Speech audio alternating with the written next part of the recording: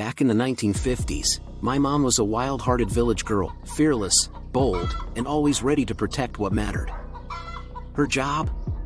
Guard the family's chickens from wild predators, giant lizards, snakes, foxes. She'd leap out of bed in the dead of night with a stick in hand and chase them off like a warrior.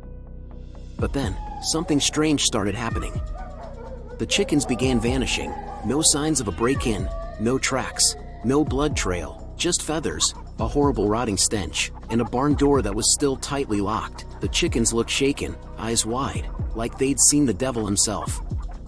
3 nights in a row, the same horror repeated, 2 chickens, gone, every time, and no clue how.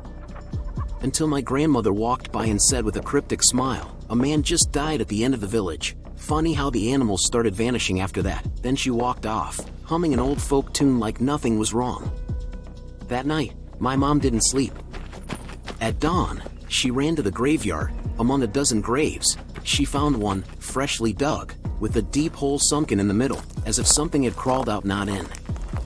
She didn't scream, she didn't run. Instead, she knelt by the grave, hands trembling but eyes steady, and stared into the gaping, black hole that seemed to breathe beneath her. The smell was unbearable, like death soaked in centuries of silence. The wind went still, even the birds had stopped singing. She didn't flinch. She found the longest, heaviest stick she could carry, walked back to the grave, and with one deep breath, thrust it in.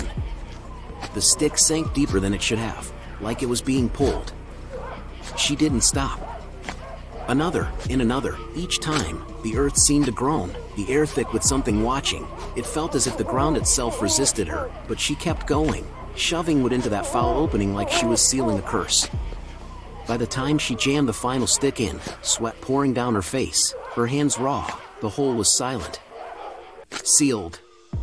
The stench faded, the chill lifted.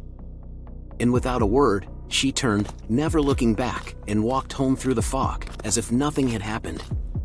But something had. And it knew she wasn't afraid. From that night on, no chickens ever went missing again.